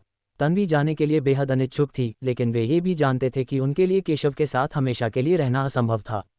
अमातेरासु संप्रदाय को नहीं पता, लेकिन मैंने सुना है कि शिंझाओ हमेशा तुम्हारा दोस्त रहेगा। भविष्य में जब भी तुम्हें किसी चीज़ की ज़रूरत होगी, मैं पहले मौके पर तुम्हारी मदद के लिए आऊँगा। फरेहा ने केशव को देखा और गंभीरता से कहा, यदि केशव न होती तो वह इतनी शक्तिशाली तलवारबाजी की शिक्षा प्राप्त नहीं कर पाती। विरासत की बात तो दूर रही, ये कहा जा सकता है कि केशव उनके लिए बहुत मददगार था। यह मेरे लिए कुछ भी नहीं है, ये सब तुम्हारा अपना मौका है, केशव ने शांति से कहा और एक एक करके सभी को अलविदा कहा। कई अन्य प्रतिभाशाली और मजबूत पुरुषों ने इस दृश्य को जटिल भावनाओं के साथ देखा। उन्होंने दोस्ती करने का सबसे अच्छा मौका गंवा दिया। जब केशव को कुछ संप्रदायों ने घेर लिया था, तब वे केशव से दोस्ती कर सकते थे, लेकिन उनके इरादे बुरे थे और अब वे केशव का मुंह चाटकर उसे खुश करने की कोशिश कर रहे हैं। हो सकता है केशव उन्हें गंभीरता से न ले। वे सब समझ गए कि केशव का ताइचू शेंगजुन जैसे ताकतवर आदमी के साथ बातें करना और हंसना वाकई कमाल की बात होगी। भविष्य में केशव एक उभरते हुए सितारे की तरह होगा और उसकी गति अजेय होगी। लेकिन अगले ही पल वे सब खुश हो गए। पता है, सिर्फ वे ही जानते थे कि केशव कितना भयानक था। मथुरा के शक्तिशाली प्रतिभाशाली लोग भी उसका मुकाबला नहीं कर सकते थे। दूसरी ताकतों को पता नहीं था कि उनके कई लोग केशव द्वारा मारे जा चुके हैं और वे निश्चित रूप से केशव को फिर से निशाना बनाएंगे। तब तक उनके लिए केवल एक ही परिणाम हो सकता था, और वह था उनके संप्रदाय का विनाश और उनके लोगों की मृत्यु। उन्हें बस संप्रदाय के लोगों को केशव को भड़काने से रोकना है। अगर वे कुछ भी न करें तो भी उन्हें भारी लाभ और बड़ी डील मिल सकती है। वे स्वाभाविक रूप से अन्य संप्रदायों को दुर्भाग्य भोगते देखकर अत्यंत प्रसन्न होते हैं। इसलिए उन सभी ने इस खबर को गुप्त रखने और अन्य बलों को न बताने की योजना बनाई। केवल वे ही जानते हैं कि केशव कितना शक्तिशाली है। केशव को नहीं पता था कि वे क्या सोच रहे थे, लेकिन उसने जानने की जहमत नहीं उठाई। उन्होंने सोचा कि केशव को किसी को मारने के लिए चाकू उधार लेने की परवाह नहीं थी। आखिरकार वे ताकतें भी केशव से निपटना चाहती थीं। केशव के लिए वह इस तरह के संप्रदाय को केवल एक ही अंत देगा जो मृत्यु की तलाश में था, और वह था उनके संप्रदाय को नष्ट करना और समस्या की जड़ को खत्म करने और भविष्य की परेशानियों को रोकने के लिए उन्हें मारना। केशव ने उन्हें अलविदा कहने के बाद रूपाली, दिशा और अन्य को वापस डेक्सिया ले जाने की तैयारी की। मैं कुछ समय से दक्सिया से दूर हूँ और अब वापस जाने का समय आ गया है। छोटी लड़की ने गोली दिशा को दी। यह अग्नि आत्मा की गोली है। जब तुम बीमार पड़ोगी तो ये तुम्हें अस्थायी रूप से ठीक कर सकती है। ये सुनकर दिशा आश्चर्यचकित हुई। तुम? छोटी लड़की ने कहा, मुझे अभी कुछ ज़रूरी काम निपटाना है, इसलिए मैं तुम्हें यहाँ से नहीं ले जा सकती। मैं ज़्यादा से ज़्यादा 3 महीने में तुम्हें ढूंढने आऊँगी, तब मैं तुम्हें ठीक कर सकती हूँ। इस समय केशव ने आखिरकार कहा, मैं अपनी बहन की हालत ठीक कर सकता हूँ, मुझे तुम्हारी ज़रूरत नहीं है। वह इस बात से आश्चर्यचकित नहीं था कि दूसरा पक्ष दिशा की स्थिति देख सकता था, लेकिन उसे अभी दूसरे पक्ष की आवश्यकता नहीं थी। ये शब्द सुनकर छोटी लड़की ने केशव की ओर देखा और कहा, तुम? उनके शब्दों में व्यंग्य का भाव था, जो स्पष्टतः तिरस्कार प्रदर्शित कर रहा था। केशव ये सुनकर असहाय महसूस करने लगा। क्या उसका मजाक उड़ाया जा रहा था? छोटी लड़की ने केशव की बात अनसुनी कर दी और बोली, तुम्हारी बहन की खातिर मैं तुम्हें ये Z टोकन दूंगी। इतना कहकर वह मुड़ा और चला गया और दुनिया में गायब हो गया। सब लोग हैरान रह गए। जाहिर है किसी को उम्मीद नहीं थी कि यह व्यक्ति इतना शक्तिशाली होगा। सिर्फ केशव को आश्चर्य नहीं हुआ। शुरू से ही वह समझ गया था कि छोटी बच्ची साधारण नहीं है, और वह ये भी समझ गया था कि जेड टोकन साधारण नहीं है। दरअसल जेड टोकन में कुछ खास या अजीब नहीं था। उसने तो बस कुछ अभ्यासों का एक सेट रिकॉर्ड किया था। हालांकि वह साधारण नहीं था, लेकिन कोई खास खजाना भी नहीं था। इसलिए छोटी बच्ची ने आखिरकार हार मान ली। हालांकि छोटी लड़की ने बहुत अच्छी तरह से छुपाया था, फिर भी उसने केशव से कुछ नहीं छिपाया। उसे एक नज़र में ही सुराग मिल गया। वह दीवार के एक कोने में जाकर रुकी ही थी कि अचानक काले लबादे में एक आदमी उसके पीछे आ गया। उसने घुटने टेके और कहा, गुरुजी। छोटी लड़की ने ठंडे स्वर में कहा, उन लोगों पर नज़र रखना, खासकर उस छोटी लड़की पर। नहीं, तुम उनका पीछा नहीं कर सकते। वह बहुत ज़्यादा दिखाई देती है। किसी कमज़ोर लड़की का पीछा करो। याद रखना, उसे किसी भी चीज़ से परेशानी में मत डालना। मास्टर, क्या आप उस छोटी लड़की को अपने साथ ले जाना चाहते हैं? छोटी लड़की ने धीरे से अपनी आंखें बंद कर लीं। उसका स्वर थोड़ा उत्तेजित था। मुझे उम्मीद नहीं थी कि मथुरा में ऐसी शारीरिक बनावट वाला कोई होगा। अगर मुझे जो करना है उसकी अहमियत न समझी जाती तो मैं उसे अभी ले जाती। काले वस्त्रधारी व्यक्ति ने यह सुना और सिर हिलाया, मानो कुछ सोच रहा हो। क्या मालिक छोटी लड़की के भाइयों को अपने यहाँ रखने को तैयार है? छोटी लड़की ने सुना और कहा, उस लड़के के अलावा बाकी 2 लड़कियां भी काफ़ी प्रतिभाशाली हैं। अगर मौका मिले तो हम उन सबको अपने साथ ले सकते हैं, लेकिन उस लड़के को अपने साथ नहीं ले सकते। वह बहुत कमज़ोर है। उसका कोई खानदान नहीं है, इसलिए वह बस एक बेकार चीज़ है। उसकी ताकत भी बहुत मामूली है। उसे अपने साथ रखने का क्या मतलब है? क्या ये खाने की बर्बादी है? जाहिर है उसे एहसास नहीं था कि केशव कितना मजबूत था, और उसने केवल यही सोचा था कि केशव एक साधारण आदमी था। छोटी लड़की को जाते देख दिशा ने भी केशव की ओर देखा और गोली निकाली। भाई, ये गोली। केशव ने बोतल पर नज़र डाली। उसका चेहरा शांत था। ये गोली 6ठी श्रेणी की गोली है। ये वास्तव में आपके लिए अच्छी है और इससे कोई नुकसान नहीं है। बस इसे रखें। एक छोटी लड़की होने के नाते उसके लिए ऐसी गोली बनाना कोई असामान्य बात नहीं है। जब कई अन्य लोगों ने यह सुना तो उन्होंने गहरी सांस ली। 6ठी कक्षा का अमृत। उन्होंने सही सुना होगा, ये गोली वास्तव में 6ठी कक्षा की गोली है। तुम्हें पता है, डोंगजोऊ में 6ठी कक्षा के अमृतों को कम से कम 6ठी कक्षा के कीमियागर ही परिष्कृत कर सकते हैं। ये प्रथम श्रेणी के राजवंशों में सम्माननीय अतिथि भी होते हैं। ये बहुत मूल्यवान होते हैं और हर किसी के पास नहीं होते। यहाँ तक कि कुछ उच्च पदस्थ प्रतिभाशाली लोग भी इन्हें आसानी से इस्तेमाल नहीं कर पाते। लेकिन दूसरे पक्ष ने आसानी से दिशा को गोलियों की एक बोतल दे दी, जो ये दिखाने के लिए पर्याप्त था कि उसकी पहचान शायद सरल नहीं थी। सर, अभी वह कौन था? रूपाली भी बहुत उत्सुक था और उसने पूछा। ये छोटी बच्ची सीधी सादी नहीं है। तुम उसके स्तर के नहीं हो। उसे जानने का कोई मतलब नहीं है, केशव ने शांति से कहा। दूसरा पक्ष युवा होने के बावजूद बहुत शक्तिशाली है। वह संभवतः मथुरा से नहीं है। ये सुनकर रूपाली ने गहरी सांस ली। अगर युवा गुरु ने कहा कि वह सरल नहीं है, तो वह जरूर बहुत सरल होगा। आखिरकार वह 6ठी कक्षा का अमृत बना सकता था और उसकी इतनी प्रभावशाली शक्ति थी। वह निश्चित रूप से कोई साधारण व्यक्ति नहीं था। केशव कुछ लोगों के साथ जाने के लिए तैयार हो गया, ये सोचकर कि यह तो बस एक छोटी सी घटना थी। हालांकि दूसरा पक्ष सरल नहीं था, फिर भी केशव ने उसे गंभीरता से नहीं लिया। उसे दिशा के इलाज के लिए दूसरे पक्ष पर निर्भर रहने की जरूरत नहीं थी। वह दिशा को भी ठीक कर सकता था। हालांकि उसके पीछे खड़े स्टॉल मालिक ने इस समय प्रतिक्रिया व्यक्त की और उसका चेहरा बदसूरत हो गया। छोटी लड़की की पहचान को देखते हुए वह स्पष्ट रूप से समझ गया था कि केशव के हाथ में जेड टोकन शायद एक अमूल्य खजाना था, लेकिन उसने इसे केशव को इतने सस्ते में बेच दिया। यदि वह कोई साधारण खजाना होता तो घाटे में बिकने पर भी वह उसे स्वीकार कर सकता था, लेकिन यदि वह कोई अमूल्य खजाना होता तो वह स्पष्टतः उसे आसानी से स्वीकार नहीं कर पाता। केशव को जाते हुए देखकर वह चुपचाप केशव के पीछे चल दिया। बगल में खड़े स्टॉल वाले ने यह नज़ारा देखा और अंदाज़ा लगा लिया कि वह क्या सोच रहा है। शायद वह खजाना चुराने की कोशिश कर रहा था, लेकिन उन्हें कोई हैरानी नहीं हुई। इस तरह की जगहों पर पहले भी हत्याएं और डकैती हुई हैं। केशव और उसके साथियों में से सिर्फ रूपाली ही असाधारण लग रहा है। बाकियों की ताकत औसत है, इसलिए उनसे खजाना छीनना जाहिर तौर पर मुश्किल नहीं है। केशव, दिशा और कुछ अन्य लोगों के साथ जाने ही वाला था कि तभी उसकी नज़र पीछे खड़े स्टॉल वाले पर पड़ी। उसने व्यंग्य किया और जाहिर तौर पर दूसरे पक्ष के विचारों को समझ गया, लेकिन उसने इसे गंभीरता से नहीं लिया।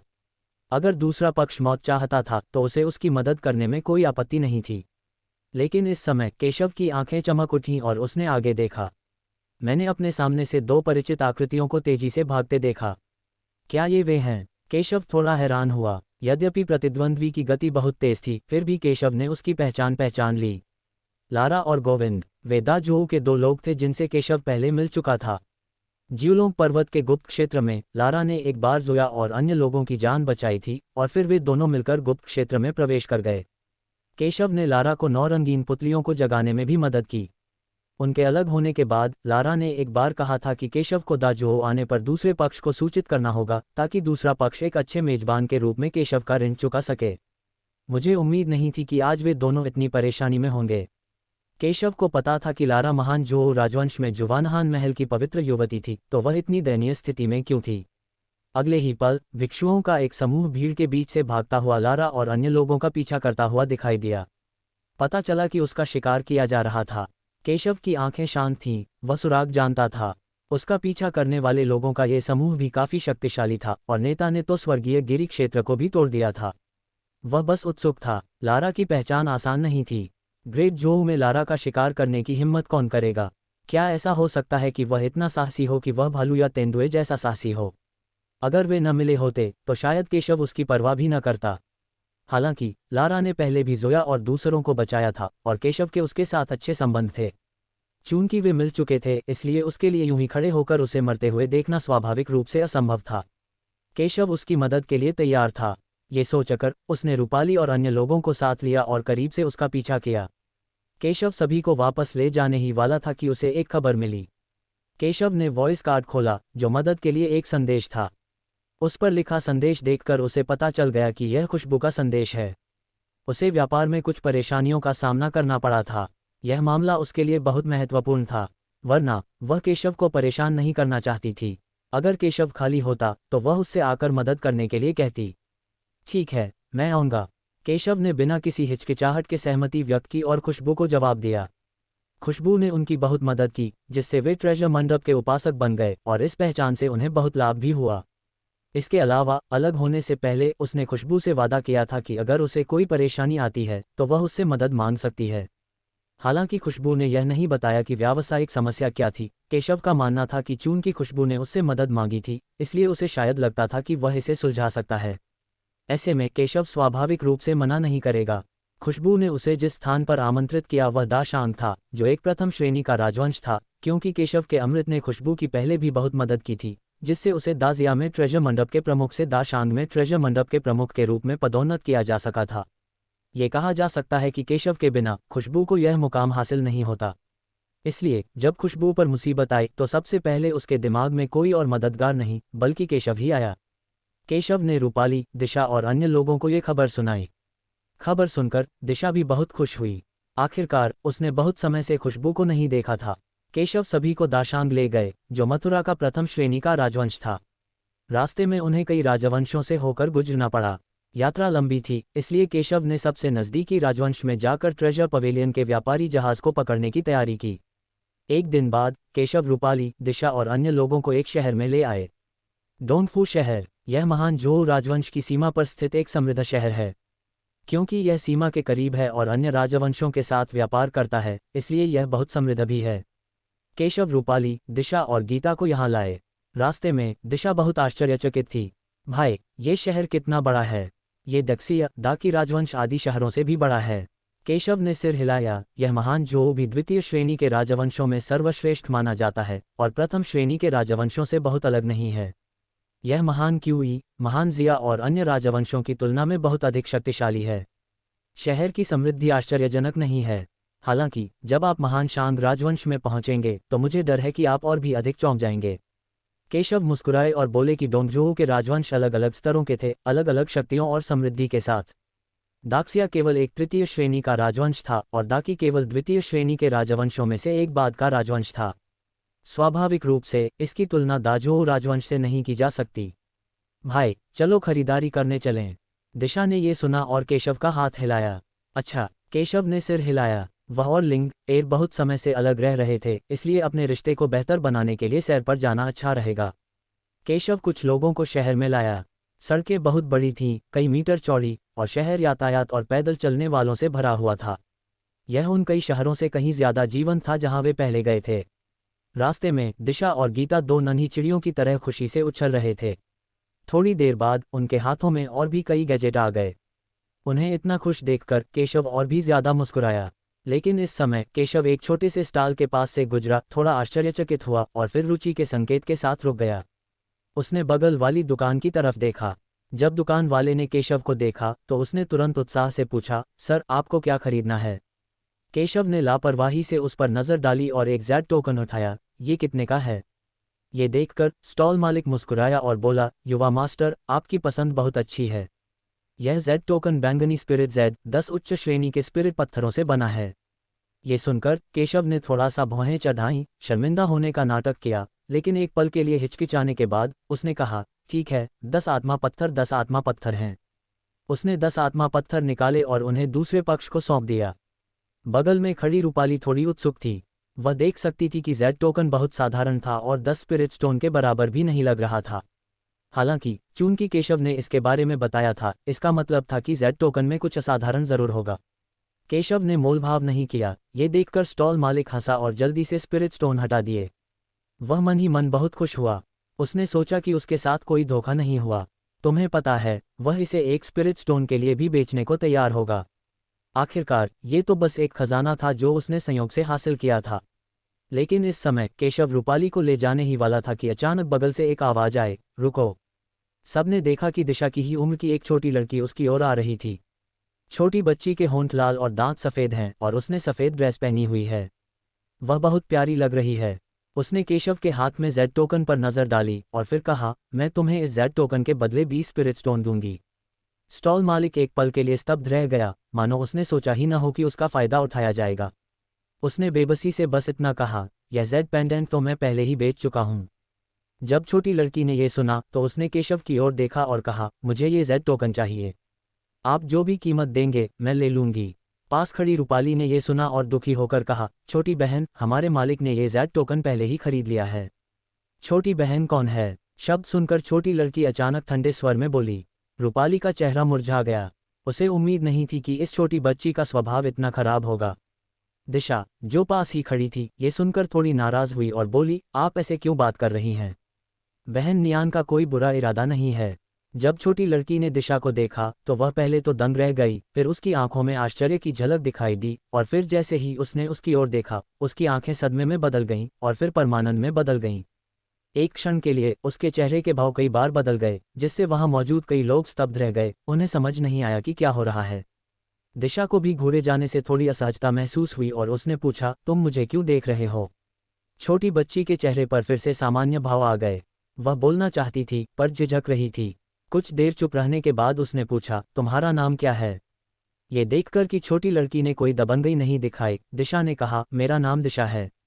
अपनी बात समाप्त करने के बाद उसने केशव और अन्य लोगों की ओर इशारा किया, यह मेरा भाई केशव वुशुंग है, यह बहन रूपाली है और यह बहन गीता है। छोटी बच्ची ने कुछ लोगों पर नजर डाली और फिर उसकी नज़र फिर से दिशा पर पड़ी। साफ दिख रहा था कि वो किसी बात को लेकर झिझक रही थी। रूपाली ने केशव की तरफ देखा। केशव की आंखें थोड़ी जम गईं, लेकिन उसने कुछ नहीं कहा। लेकिन इस समय छोटी लड़की ने अचानक दवा की एक बोतल निकाली और उसे दिशा को सौंप दिया। यह आपके लिए है। दिशा दंग रह गई और उसने छोटी लड़की की ओर देखा। डोंगफू शहर के बाहर लारा का पतला और सुंदर शरीर पहाड़ों और खेतों के पार उड़ रहा था। उसका चेहरा गहरी चिंता से भरा हुआ था।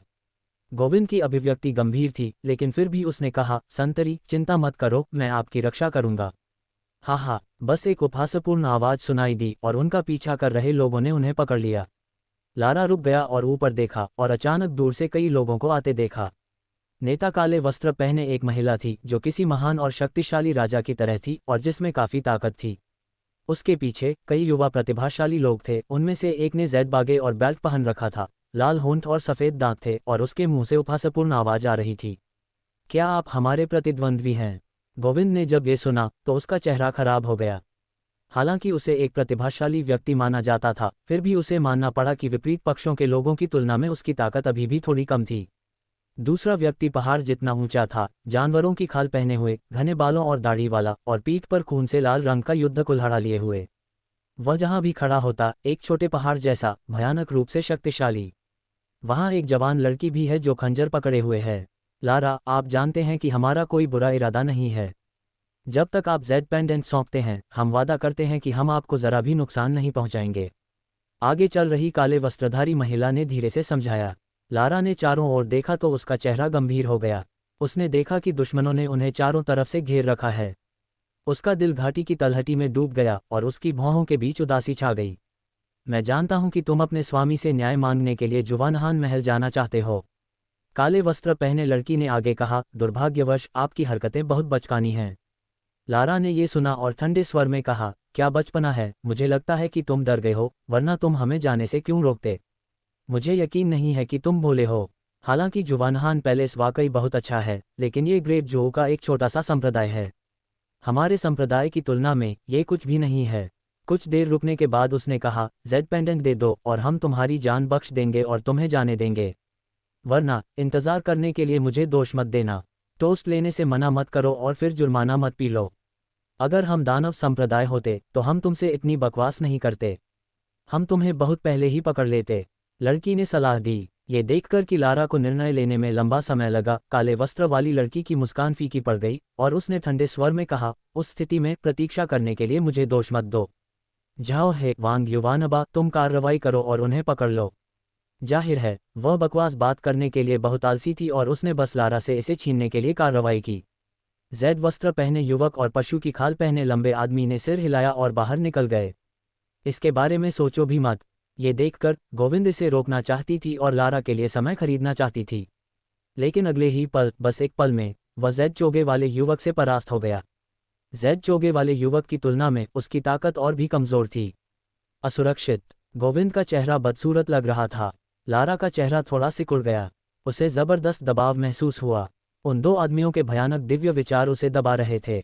हालांकि वह हिलडुल सकती थी, फिर भी वह बहुत दबी हुई थी। इससे उसकी सांस लेना मुश्किल हो गया और शरीर अकड़ गया। गोविंद का रूप देखकर उसे पता चल गया कि सामने वाला कितना भयानक है और उसे डर था कि वह उसका मुकाबला नहीं कर पाएगी। धिक्कार है, अगर मैं मर भी जाऊं तो भी मैं जैड पेंडेंट नहीं सौंपूंगी। लारा ने आह भरी, दांत पीस लिए और मौत से लड़ने का फैसला किया। लेकिन इस समय एक उपहासपूर्ण आवाज सुनाई दी। बड़े आदमियों का एक समूह एक महिला को धमका रहा है, ये बहुत ज्यादा है। आवाज बहुत तेज नहीं थी, लेकिन पूरे स्थल पर स्पष्ट रूप से गूंज रही थी। सब लोग स्तब्ध रह गए। उस पल उन्हें एक जानलेवा खतरा महसूस हुआ, जिससे उनकी त्वचा पर रोंगटे खड़े हो गए। उनके भाव अत्यंत गंभीर हो गए। कौन है भाई? इस परिचित आवाज को सुनकर लारा, जो मूल रूप से निराशा में थी, दंग रह गई और अवचेतन रूप से उसने अपना सिर घुमाकर देखा। मैंने दूर से कई आकृतियों को अपनी ओर आते देखा। नेता एक युवा व्यक्ति था जो सफेद वस्त्र पहने हुए था, अपने हाथों को पीठ के पीछे बांधे हुए, शांत और अलौकिक दिख रहा था। स्वर्ग और पृथ्वी के बीच आराम से चल रहा था, जिससे लोगों को असाधारण और अलौकिक होने का एहसास हो रहा था। हाँ मास्टर, यह आप हैं। लारा ने अपनी खूबसूरत आंखें चौड़ी कर लीं, मानो उसे विश्वास ही न हो रहा हो। जो लोग आए थे वे केशव और उसके साथी थे। वह रूपाली और कुछ अन्य लोगों को साथ लेकर आया तथा पूरे रास्ते उनके पीछे पीछे चलता रहा। बहुत दिनों से तुम्हें नहीं देखा। केशव उदासीन दिख रहा था। आप कौन हैं? आप इसमें क्यों शामिल हो रहे हैं? काले वस्त्रधारी महिला का चेहरा केशव को देखते ही थोड़ा उदास हो गया। हालांकि वह केशव की ताकत नहीं देख पा रही थी, लेकिन वह महसूस कर सकती थी कि केशव का आभामंडल बहुत खतरनाक था। अच्छे दोस्त, मैं तुम्हें सलाह देता हूं कि इसमें शामिल न हो, वरना। जानवर की खाल पहने आदमी ने केशव को भी धमकी दी। कोलाहलयुक्त। केशव ने यह सुना और ठंडे स्वर में चिल्लाया। अगले ही पल जानवरों की खाल ओढ़े उस युवक को अचानक एक भयानक दबाव महसूस हुआ। उसका चेहरा एकदम बदल गया और वह बार बार पीछे हट गया। वह कई कदम पीछे हट गया। इससे पहले कि वह मजबूती से खड़ा हो पाता, उसका चेहरा पीला पड़ गया। आसपास खड़े सभी भिक्षु हैरान रह गए। आखिर यह आदमी कौन था? वह जानवर की खाल में छिपे आदमी को आसानी से दबा सकता था। केशव को उनकी नज़रों की जरा भी परवाह नहीं थी। वह रुका भी नहीं और लारा के सामने ऐसे चला गया जैसे किसी खाली जगह पर हो। लारा को अभी भी मदहोशी में देखकर केशव मंद मंद मुस्कुराया। क्यों, मुझे देखकर तुम इतने हैरान हो? लारा अचानक एक सपने से जाग उठी, आश्चर्यचकित और उत्साहित। मैंने इसकी उम्मीद नहीं की थी।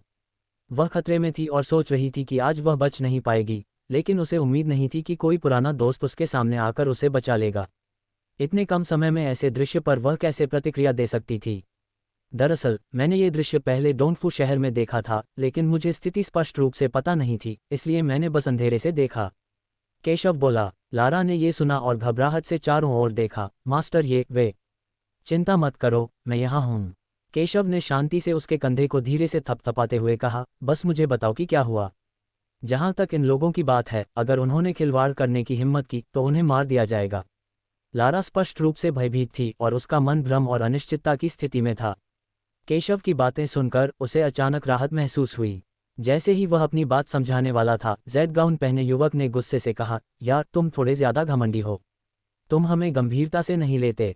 इससे पहले कि वह अपनी बात पूरी कर पाता, केशव ने अपना हाथ उठाया और उसे थप्पड़ मार दिया। एक हल्का थप्पड़, बहुत सामान्य लग रहा है। हालांकि जेड वस्त्र पहने युवक को प्रतिक्रिया करने का कोई समय नहीं मिला और वह धड़ाम से घुटनों के बल गिर पड़ा, जिससे जमीन धंस गई। उसका चेहरा पूरी तरह बदल गया, वह अपमान से भर गया और उसने संघर्ष करने की कोशिश की। हालांकि उसने कभी यह उम्मीद नहीं की थी कि इस हथेली के नीचे, अपनी ताकत के साथ, वह बिल्कुल भी संघर्ष नहीं कर सकेगा। बहुत मजबूत। मैदान में मौजूद सभी लोगों के चेहरे बदले हुए थे। उन्हें उम्मीद नहीं थी कि केशव जेड गाउन पहने उस युवक को आसानी से हरा देगा। अगर जानवर की खाल वाले आदमी का पहले दमन एक दुर्घटना थी, तो जेड चोगे वाले युवक ने पूरी तैयारी कर रखी थी, फिर भी उसे दबा दिया गया। उन्हें कैसा सदमा नहीं लगा होगा। वे सब जानते थे कि जेड चोगे वाला वह युवक कितना ताकतवर है, लेकिन उन्हें उम्मीद नहीं थी कि वह इतनी जल्दी हार जाएगा। वह पूरी तरह से कमज़ोर था।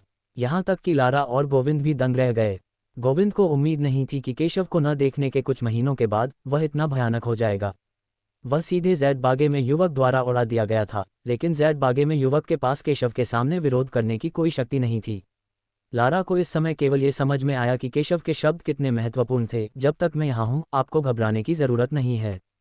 पहाड़ों से हवा बह रही थी, लेकिन वह निराशाजनक माहौल को दूर नहीं कर सकी। पहले घुटने टेको, अगर तुमने एक शब्द भी कहने की हिम्मत की तो मैं तुम्हें मार डालूंगा। केशव ने शांति से बात की। जेड गाउन पहने युवक शर्मिंदा और गुस्से में दिख रहा था, लेकिन केशव की बातें सुनने के बाद उसने हिलने की हिम्मत नहीं की। एक पल के लिए हिचकिचाने के बाद उसने संघर्ष करना छोड़ दिया और केवल इस दृश्य को अपमानित होकर देख सकता था। बाकी ताकतवर आदमियों के चेहरे थोड़े बदल गए। वे कार्रवाई करना चाहते थे, लेकिन केशव की ताकत को भांप नहीं पाए। वे हिलने की हिम्मत नहीं जुटा पाए, इस डर से कि कहीं कार्रवाई करते ही जेड चोगा पहने वह युवक मर न जाए। क्या चल रहा है? केशव ने शांति से कहा। लारा ने ये सुना और धीरे से कहा, मुझे कारण बताओ। यदि आप कहते हैं कि यह जटिल है तो ये जटिल है, और यदि आप कहते हैं कि यह सरल है तो ये सरल है। अंतिम विश्लेषण में ये सब लाभ के कारण है। लारा का जन्म जियांग परिवार में हुआ था, जो कई शाखाओं में बटा हुआ था। लारा की शाखा मूल रूप से मुख्य शाखा थी और लारा के पिता कुलपिता थे। हालांकि जियांग परिवार की अन्य शाखाएं इसे स्वीकार करने को तैयार नहीं थीं, इसलिए जियांग परिवार के सबसे बड़े बुजुर्ग ने अन्य ताकतों के साथ मिलकर परिवार में अराजकता फैला दी और एक नया कुलपिता चुनने का इरादा किया। अगर वे इसमें कामयाब हो गए तो परिणाम अकल्पनीय होंगे। यह मामला बहुत महत्वपूर्ण है। लारा ने खबर सुनते ही अपने परिवार के पास वापस जाने की योजना बनाई, लेकिन अप्रत्याशित रूप से रास्ते में ही उस पर हमला कर दिया गया और उससे जेड पेंडेंट सौंपने के लिए कहा गया। यह जेड पेंडेंट भी जियांग परिवार की मुख्य लाइन के टोकन में से एक है और उनमें से एक लारा पर है। लारा स्वाभाविक रूप से अनिच्छुक थी, लेकिन वह इतनी शर्मनाक स्थिति में थी। ये शब्द सुनकर रूपाली और बाकी लोग थोड़े हैरान हुए। उन्हें इस स्थिति पर ज्यादा आश्चर्य नहीं हुआ, क्योंकि ऐसा तो कई पारिवारिक ताकतों के साथ होता है। मिस जियांग, आपने एक बात गलत कही, यह मिलीभगत नहीं है। काले वस्त्रधारी महिला ने यह सुना और ठंडे स्वर में कहा, तुम्हारे दूसरे बड़े तुम्हारे पिता के कबीले के नेता बनने से नाखुश हैं और उन्होंने जियांग परिवार को पिछले कुछ वर्षों में लगातार कमजोर बना दिया है, इसलिए वह हमसे मदद मांगना चाहते हैं। हम ये सिर्फ उनकी खातिर कर रहे हैं। लारा ने थोड़ा भौहें चढ़ाईं और बहस करने वाला था। केशव ने खंभे की ओर हाथ उठाया और उपहास किया, जब दूसरे परिवारों के साथ हस्तक्षेप किया जाता है तो यह मिलीभगत है या नहीं, यह महत्वपूर्ण नहीं है और इसका खंडन करने की कोई आवश्यकता नहीं है।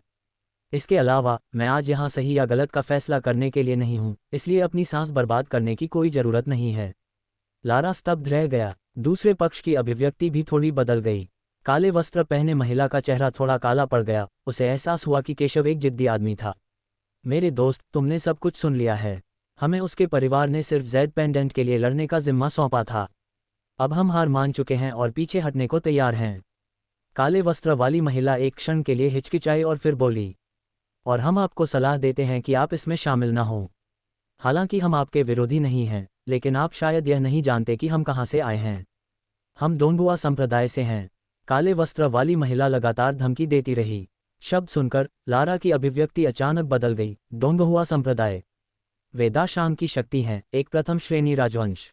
कोई आश्चर्य नहीं कि वे इतने शक्तिशाली हैं। और अगले ही पल उसका चेहरा चिंता से भर गया। मुझे उम्मीद नहीं थी कि दूसरे बुजुर्ग का वंश शक्तिशाली डोंगुआ संप्रदाय से जुड़ा था। मिस जियांग, आप एक समझदार इंसान हैं। मैं आपको सलाह दूंगी कि आप इस दोस्त को जाने देने के लिए मना लें।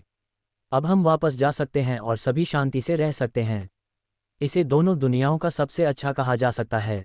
काले वस्त्र वाली महिला ने लारा को सलाह दी। लारा का दिल डूब गया, लेकिन केशव ने उदासीनता से कहा, अगर वे सिर्फ कबीले के नेता के पद के लिए लड़ना चाहते हैं तो वे आपके हाथ से जेड पेंडेंट क्यों छीनना चाहते हैं? यह जेड पेंडेंट हमारे पूर्वज ने कबीले की स्थापना के समय छोड़ा था। मूल रूप से 4 जेड पेंडेंट थे, लेकिन कबीले के सबसे ताकतवर पुरुषों में से एक ने एक पेंडेंट अपने साथ ले लिया, जिससे केवल 3 ही बचे। कबीले के नियमों के अनुसार अगर हमें एक नया कबीला नेता चुनना है तो हमें बाकी 3 पेंडेंट इकट्ठा करने होंगे। मेरे पिता का जेड पेंडेंट मेरे हाथ में है और मुझे डर है कि वे इसे पहले मुझसे छीनना चाहेंगे। अगर मेरे पिता असहमत भी हों तो भी वे नए कबीले नेता के चुनाव की प्रक्रिया में सहमति देंगे। लारा बोला, और मुझे संदेह है कि परिवार के जेड पेंडेंट को हथियाने की उनकी इच्छा इससे कहीं अधिक है। ये हमारे पूर्वजों द्वारा छोड़ी गई विरासत से संबंधित हो सकता है। लारा ने जारी रखा, उसका चेहरा गंभीर था। यह अफवाह है कि परिवार का जेड पेंडेंट पूर्वजों की विरासत को अनलॉक कर सकता है, लेकिन इसकी कभी पुष्टि नहीं हुई है। आखिरकार विरासत में मिले जेड पेंडेंट में हमेशा एक टुकड़ा गायब रहा है। जब केशव ने यह सुना तो उसने उसे अजीब तरह से देखा। जियान परिवार, जेड पेंडेंट, क्या ये वह जेड पेंडेंट है जिसके बारे में आप बात कर रहे हैं? केशव ने जेड पेंडेंट निकाला जो उसने ओल्ड मैन तियानलुओ से प्राप्त किया था। जेड पेंडेंट देखकर लारा हैरान रह गई और उसने अपना जेड पेंडेंट चेक किया। अगर उसका जेड पेंडेंट अभी भी वहां नहीं था तो उसे सचमुच शक था कि केशव के हाथ में जो जेड आत्मा है वह उसी से ली गई है। मास्टर, ये आपके हाथ में यह जेड पेंडेंट क्या है? लारा बेहद उलझन में था। काले वस्त्रधारी महिला और अन्य लोग भी हैरान थे। उन्होंने कभी उम्मीद नहीं की थी कि जियान परिवार से गायब हुआ चौथा जेड पेंडेंट सचमुच प्रकट हो जाएगा। केशव ने शांति से कहा, यही मुझे तब मिला जब मैंने तियानलुओ गुप्त क्षेत्र में प्रवेश किया और ओल्ड मैन तियानलुओ की विरासत प्राप्त की। ओल्ड मैन तियानलुओ ने कहा कि वह कभी जियान परिवार में एक शक्तिशाली व्यक्ति थे। उन्होंने मुझे अपने अवशेषों को जियान परिवार में वापस लाने के लिए कहा और मुझे ये जेड पेंडेंट दिया, ये कहते हुए कि यह विश्वास का प्रतीक है। अगर मैं इसे जियान परिवार को दे दूं तो वे उसकी पहचान जान जाएंगे। मुझे उम्मीद नहीं थी कि जियान परिवार आपका परिवार है। ये शब्द सुनकर सभी लोग हैरान रह गए। उनमें से कई लोग तियानलुओ गुप्त क्षेत्र और तियानलुओ विरासत के बारे में भी जानते हैं। हालांकि तियानलुओ विरासत कभी किसी को नहीं मिली। किसने सोचा होगा कि यह केशव को मिलेगी? और ये बूढ़ा तियानलुओ, क्या ये जियान परिवार का पूर्व दबंग है? हमारे रिश्ते को देखते हुए मैं बस बैठकर नहीं देख सकता। अब जब मुझे पता है कि जियान परिवार एल्डर तियानलुओ का परिवार है तो मेरे लिए इसे अनदेखा करना और भी असंभव है। चलो, इस मामले पर चर्चा करने के लिए तुम्हारे साथ जियान परिवार के पास चलते हैं, केशव ने शांति से कहा। मुझे उम्मीद नहीं थी कि लारा का जियान परिवार बूढ़े आदमी तियानलुओ का परिवार है। उसने बूढ़े तियानलुओ से लाभ प्राप्त किया था और उसके शरीर को घर वापस भेजने का वादा किया था। लारा के साथ भी उसके घनिष्ठ संबंध थे, इसलिए स्वाभाविक रूप से वह चुपचाप नहीं रह सकता था। उसने जियान परिवार के पास जाने की योजना बनाई। आप, ये शब्द सुनकर काले वस्त्रधारी महिला दंग रह गई। हालांकि केशव साधारण नहीं था, फिर भी वह और उसके पीछे डोंगुआ संप्रदाय उससे भी ज्यादा प्रभावशाली थे। मैं आपको सलाह देता हूं कि आप इसमें शामिल न हों। यह ऐसी चीज नहीं है जिसमें आप शामिल हो सकते हैं। उसने सलाह दी, मैं तुम्हें एक मौका देता हूं। वापस जाओ और डोंगुआ संप्रदाय से कहो कि अगर तुम अभी रुक गए तो मैं तुम्हें माफ कर दूंगा। लेकिन अगर मैं जियान परिवार के पास पहुंचूंगा तब भी तुम नहीं रुकोगे तो तुम पर असभ्य होने का आरोप लगाया जाएगा। केशव ने शांति से कहा। ये शब्द सामान्य और स्पष्ट थे, लेकिन इनसे काले वस्त्रधारी महिला और अन्य लोग थोड़ा उलझन में पड़ गए। आज मथुरा को देखकर कौन उनके डोंगुआ संप्रदाय को इस तरह से धमकी देने की हिम्मत करता है? यहाँ तक कि अन्य राजवंशों की शीर्ष शक्तियां भी ऐसा कहने का साहस नहीं कर सकती।